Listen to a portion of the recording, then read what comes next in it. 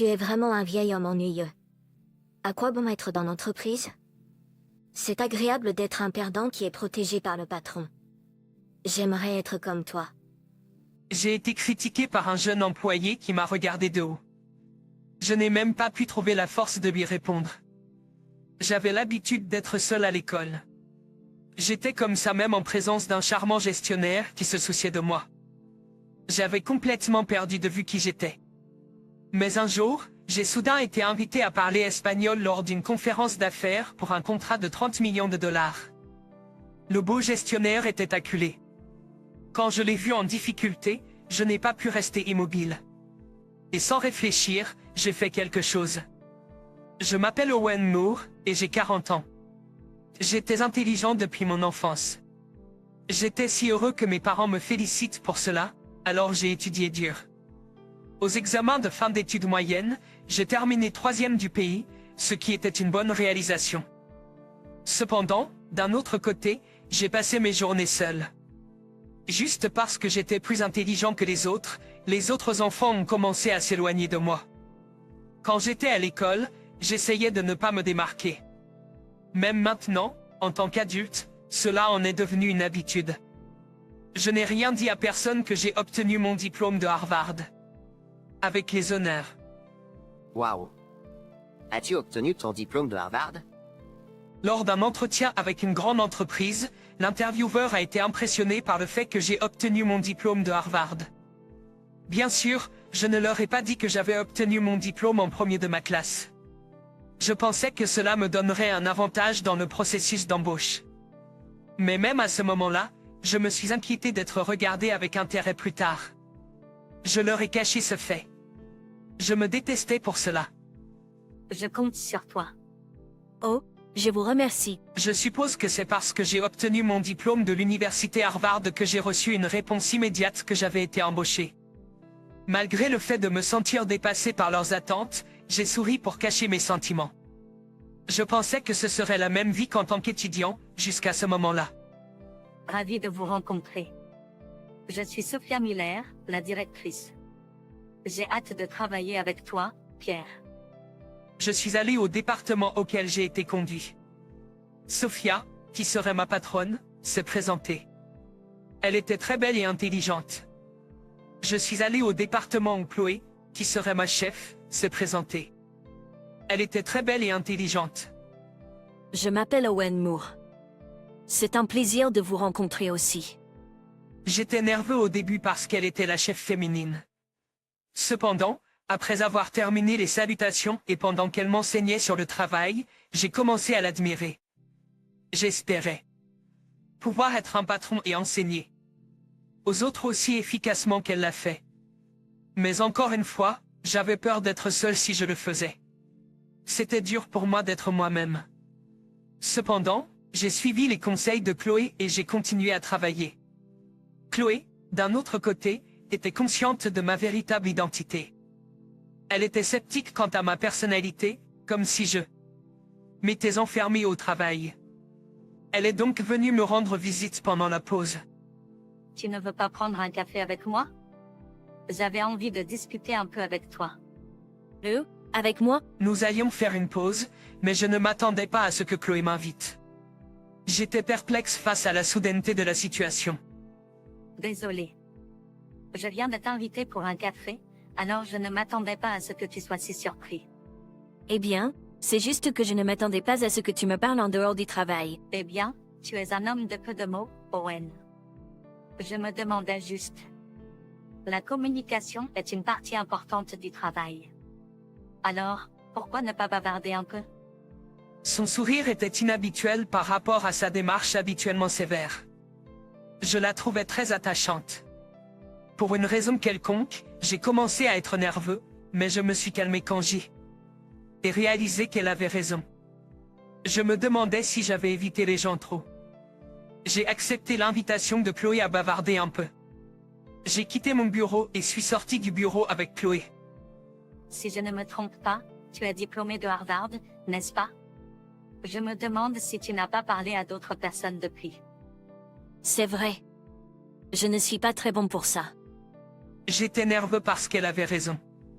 Puis, J'ai reçu une réponse surprenante d'elle. Moi non plus. Je ne m'attendais pas à entendre ça de toi. Je ne pensais jamais que Claire était dans la même situation que moi. J'ai eu honte parce que j'étais surprise et j'ai élevé ma voix par inadvertance. Je ne pensais jamais que Chloé était dans la même situation que moi. J'ai eu honte parce que j'étais surprise et j'ai élevé ma voix par inadvertance. J'ai immédiatement fermé ma bouche, mais Chloé n'en a pas tenu compte et a continué à parler. Vraiment? Peut-être étais-je pire que toi. Maintenant, je suis en charge en tant que chef, donc peut-être que tu ne le remarqueras pas, mais quand je t'ai regardé, je me suis senti comme si je me voyais moi-même il y a longtemps, et je n'ai pas pu te laisser. Je ne réalisais pas que c'était la raison pour laquelle elle avait commencé à me parler. Je me suis maudit d'être méfiant envers Chloé. Mais j'étais soulagé de savoir qu'une personne proche de moi avait traversé une expérience similaire. Merci pour votre inquiétude. Je vais essayer de communiquer avec les autres. Après ma pause avec Chloé, je me sentais comme si je voulais lui parler plus. J'ai commencé à penser que j'essaierais d'aborder les gens à partir de ce moment-là. Depuis ce jour-là, j'ai commencé à prendre l'initiative de parler aux gens. Quand je ne comprenais pas quelque chose, je demandais à mes patrons ainsi qu'à Chloé. Cela a naturellement conduit à une conversation, et nous avons commencé à bavarder et à rire. Et à rire. Chloé m'a félicité en disant que j'étais en train de m'améliorer. En y réfléchissant, je me suis rendu compte que j'étais dans un endroit différent de celui où j'étais à l'école. De plus, il y avait Chloé, qui était dans la même situation que moi auparavant. Pour une raison quelconque, je ne pouvais pas m'ouvrir sur cette partie de ma vie. Tout comme à l'école, j'avais encore peur d'être isolé. La vérité est que j'avais appris à faire mon travail aussi. Bien que n'importe qui, et j'en étais capable. Mais je ne pouvais pas dépasser ma peur d'isolement et je ne pouvais pas avancer. J'ai passé de nombreux jours à lutter contre moi-même. Chloé, d'un autre côté, a progressé à un rythme incroyable au cours des prochaines années. Elle était chef quand nous nous sommes rencontrés pour la première fois, mais elle a ensuite été promue directrice de département. Elle a encore amélioré ses performances. Au fur et à mesure que les jours passaient, et que j'avais 40 ans, j'étais toujours le même. En fin de compte, j'ai oublié que j'y étais en conflit et que je n'ai pas pu avancer. J'ai continué à être un employé ordinaire sans monter dans la hiérarchie. Les gens qui m'attendaient sont partis progressivement. Ils disent que les grands talents mûrissent tard, encourage-toi. Merci pour votre inquiétude. Quand j'y pensais, le cœur joyeux était assombri. Une nouvelle génération plus jeune que moi a commencé à se joindre. Et le nombre de personnes qui se moquaient de moi de la même manière a également commencé à augmenter. Tu es un vieux gars ennuyeux. Quel est l'intérêt d'être dans l'entreprise? Lorsqu'Eden a découvert que je venais de Harvard, il s'est moqué de moi, se demandant pourquoi je n'avais pas été promu d'ici 40 ans. Et arrête ça, Eden. C'est agréable d'être un perdant qui est protégé par le patron. J'aimerais être comme toi. Malgré les corrections de Chloé, Eden a continué à se moquer de moi comme si cela ne l'intéressait pas. Mais je savais qu'il allait recommencer quand il l'oublierait, mais je n'en ai pas tenu compte. C'est bon, laisse-le dire ce qu'il veut. C'est la vérité. Et pourquoi? Tu es d'accord pour être moqué comme ça? Entendant mes paroles, Chloé a froncé les sourcils, comme si elle ne comprenait pas ce que je voulais dire. Pour une raison quelconque, elle semblait en colère. Je me suis demandé ce qui se passait. Puis Chloé, secouant son corps, a dit « Tu parles toujours comme si tu avais abandonné. Quand es-tu devenu comme ça? » Chloé avait l'air blessée et elle est passée devant moi. Je me suis creusé la tête, me demandant ce que j'avais bien pu faire. Je n'ai pas regardé Chloé dans les yeux ni même parlé avec elle ce jour. Là, elle était déçue de moi. Je m'apprêtais à fermer mon esprit totalement. 30 millions de dollars de contrat? C'est exact, notre entreprise aimerait beaucoup réussir cette réunion d'affaires, c'est pourquoi je vais te demander de t'en occuper. Monsieur Clark a demandé à Claire de s'occuper d'une grosse affaire. Tous les yeux de l'entreprise étaient rivés sur Claire qui a élevé la voix sans s'en rendre compte. Nous allons avoir une réunion d'affaires en ligne. Il s'agit d'une entreprise étrangère et ils aimeraient conclure un contrat avec notre entreprise. La personne responsable ne peut pas parler anglais. Nous aurons donc besoin de ton aide pour traduire. Nous aurons une réunion d'affaires en ligne avec un interprète. C'est une grosse affaire, alors prépare-toi. Je comprends. Après m'avoir dit plusieurs fois qu'il s'agissait d'une grosse affaire, Claire a serré la main de Monsieur Clark avec fermeté. Peut-être en raison de la pression qu'elle subissait, son expression était plus dure que d'habitude. Normalement, je l'aurais encouragé à faire de son mieux. Cependant, à cause de l'incident de la veille, je ne pouvais pas m'approcher de Claire. Puis, mes yeux se sont rencontrés avec ceux de Claire. J'ai rapidement détourné le regard et je suis parti. Reviens à mon travail. Je craignais d'avoir offensé davantage Sophie en faisant cela. J'étais inquiet, mais je ne pouvais pas découvrir la vérité. Quelques jours plus tard, lorsque le jour est venu de commencer l'accord de 30 millions de dollars, Sophie dégageait une aura qui la rendait encore plus inaccessible. Elle avait réfléchi à plusieurs plans à l'avance pour la réunion d'affaires et avait répété sa présentation avec des gestes faciles à comprendre pour les étrangers.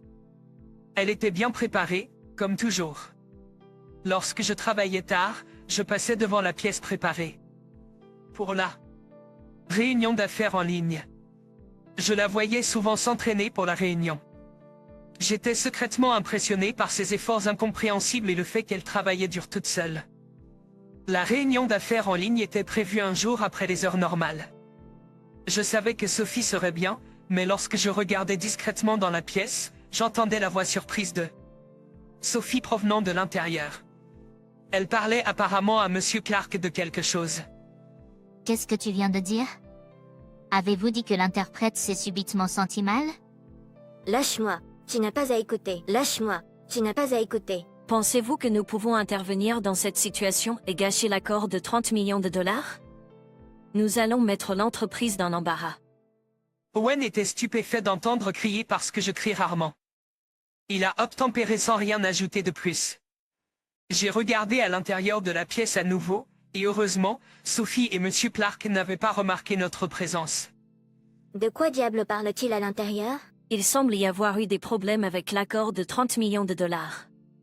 Restons tranquilles et écoutons leur conversation. Avec Owen, qui a suivi à contre-séure, je vérifiais ce qui se passait. J'ai vu Sophie tenir sa tête. Elle a dit quelque chose à propos de l'interprète qui s'est subitement effondré. Je me demandais pourquoi il ne faisait pas simplement une réunion d'affaires en ligne avec la personne en charge. Mais ensuite, j'ai vu Monsieur Clark tenir aussi sa tête dans ses mains. Je suis sûr qu'il est trop tard pour trouver un interprète. Nous avons une réunion d'affaires en ligne dans 10 minutes. Ni toi ni moi ne pouvons comprendre l'espagnol. Je crains que nous devions reporter cette réunion à une autre date. Mais s'il change d'avis pendant ce temps, l'accord sera annulé. Comment faire? Comment faire? Non, ce serait grossier. Ils souligneront que nous n'avons même pas trouvé quelqu'un qui puisse parler espagnol. C'était de ma faute pour avoir entièrement suivi leurs instructions. Que devrions-nous faire?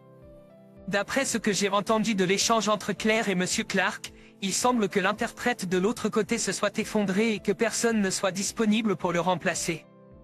Et maintenant, il exige que nous devions obtenir un interprète qui parle espagnol. Cependant, comme Claire ni Monsieur Clark ne parlent pas espagnol, ils ne savent pas quoi faire. Je ne peux pas parler espagnol non plus. Je ne peux pas être d'une aide. Alexandre a remarqué ce qui se passait aussi, il a marmonné. Il ne restait plus que 5 minutes avant la réunion d'affaires en ligne. C'était déjà après les heures de bureau régulières. Presque tous les employés qui ne travaillaient pas de heures supplémentaires étaient rentrés chez eux. Même si nous essayions de chercher des employés qui travaillaient des heures supplémentaires pour voir s'ils parlaient espagnol. Nous n'avions pas assez de temps. Je sais que vous êtes incompétent, Pierre. Je suis sûr que vous ne pouvez pas parler espagnol, n'est-ce pas? Je pense que nous devrons convaincre l'autre partie de reporter cette réunion d'affaires à une date ultérieure. Même à un moment comme celui-ci, Alexandre continuait encore à se moquer de moi. J'étais stupéfait par son attitude. En fait, il n'y avait qu'une seule façon de tout régler, mais je n'avais pas le courage de l'exécuter. Actuellement, il n'y a qu'une seule façon de tout régler, mais je n'ai pas eu le courage de l'exécuter. Mais en remarquant le visage de Claire se déformer sous la pression, je ne pouvais plus me souvenir d'avoir déjà vu son visage avec une expression si amère. C'était déchirant. Regardant en arrière, Claire m'a toujours sauvé. Elle était la seule qui se souciait de moi et me parlait. Quand je ne m'entendais pas bien avec les autres, elle était celle qui m'encourageait. J'y osais fermer les yeux et m'étais éloigné d'elle parce qu'elle était en colère contre moi. J'avais honte de moi-même. J'ai serré les poings. Si je pouvais jamais rembourser sa gentillesse, cela devait être à ce moment-là. Avec cette pensée, j'ai soudainement ouvert la porte de la pièce à toute volée. Claire et Monsieur Clark ont remarqué le son soudain de la porte qui s'ouvrait et ont regardé vers nous. Ils étaient surpris de réaliser que c'était moi. Alexandre était également stupéfait de me voir courir dans la pièce. Pierre, que veux-tu dire par nous te laissons faire? Je peux parler espagnol. Je peux interpréter pour vous. Si cela vous convient, s'il vous plaît, laissez-moi participer à la réunion d'affaires. À ce stade, nous n'avons pas d'autres options. Je n'ai pas le temps de choisir, donc je compte sur toi, Pierre. Oui, monsieur. Monsieur Clark a pris sa décision, et les préparatifs pour la réunion d'affaires en ligne ont commencé immédiatement. Claire et moi nous sommes assis devant l'ordinateur portable. Nous avons préparé des matériaux pour la réunion d'affaires, et la configuration était terminée. La réunion d'affaires en ligne a commencé. Le temps à partir de ce moment-là était tendu, mais c'était fini en un éclair. Pour moi, l'espagnol était un jeu d'enfant. J'ai été capable de comprendre elle. Autre partie. J'ai conversé avec aisance. Claire était également nerveuse en raison du changement soudain. Mais elle a continué à parler du plan en me regardant dans les yeux. Elle était très attentive envers moi. L'interprète et a fait un excellent travail lors de la réunion d'affaires. C'était très agréable à regarder.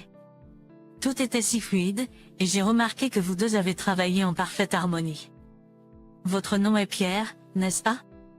Je dois dire, vous étiez aussi brillant que Claire. Je ne m'attendais pas à recevoir de si grands éloges. J'étais tellement abasourdi. Cependant, lorsque Claire, qui était à côté de moi, m'a appelé, je suis revenu à moi. Vous avez raison, Monsieur Clark. Pierre est un subordonné très fiable. Claire a parlé juste après Monsieur Clark pour confirmer cela. Elle souriait. Je ne savais pas ce qu'elle voulait vraiment dire, mais j'étais honnêtement heureux d'entendre ce qu'elle a dit. C'était vrai que la présence de Claire a tout rendu possible. Je ne savais pas pourquoi j'avais réagi sans réfléchir lorsque j'ai vu Claire en difficulté. Mais plutôt que de réfléchir à cela, j'étais heureux.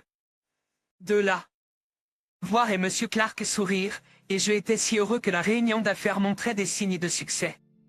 C'était grâce à la direction de Claire. Oui, la présence de Claire a tout rendu possible. Je ne sais pas pourquoi j'ai réagi sans réfléchir lorsque j'ai vu Claire en difficulté, mais je suis heureux que nous ayons pu conclure l'affaire. Avec succès. J'étais tellement concentré pour m'assurer que tout se passe bien que je n'avais pas le temps de penser à autre chose. Le lendemain, l'accord de 30 millions de dollars s'est déroulé sans encombre, et nous avons pu le conclure. Nous étions heureux de recevoir le rapport de Monsieur Clark. Pierre, je ne savais pas que tu étais si compétent. Alexandre s'est approché de nous, surpris. Il nous regardait de haut jusqu'alors, mais il avait l'air d'avoir perdu toute confiance en lui. Après cela, Alexandre a cessé de m'appeler un employé incompétent. Il a aussi changé son attitude. Même à l'intérieur de l'entreprise, la rumeur s'est répandue que j'avais réussi une réunion d'affaires avec Claire. J'ai été promu à un poste de profil élevé. J'ai été surpris par la réponse. Inattendu, mais j'étais ravi de pouvoir me connecter avec mes collègues à nouveau. Chloé, es-tu toujours fâchée contre moi? À première vue, il semblait que Claire et moi nous étions réconciliés après notre réunion d'affaires réussie, mais je lui ai demandé de connaître la vérité. Tu as très bien fait de me faire oublier cela.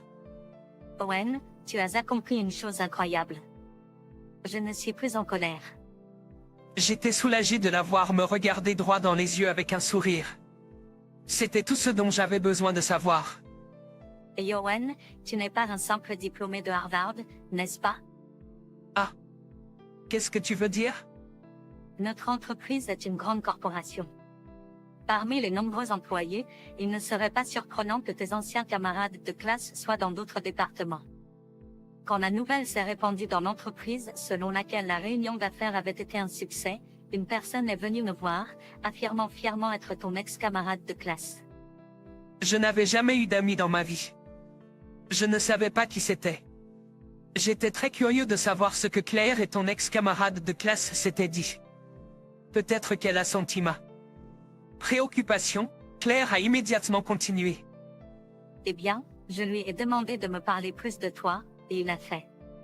J'ai entendu dire que tu t'es gradué de Harvard avec les honneurs les plus élevés. Pas étonnant que tu aies donné un si brillant discours. J'ai entendu dire que tu t'es gradué de Harvard avec les honneurs les plus élevés.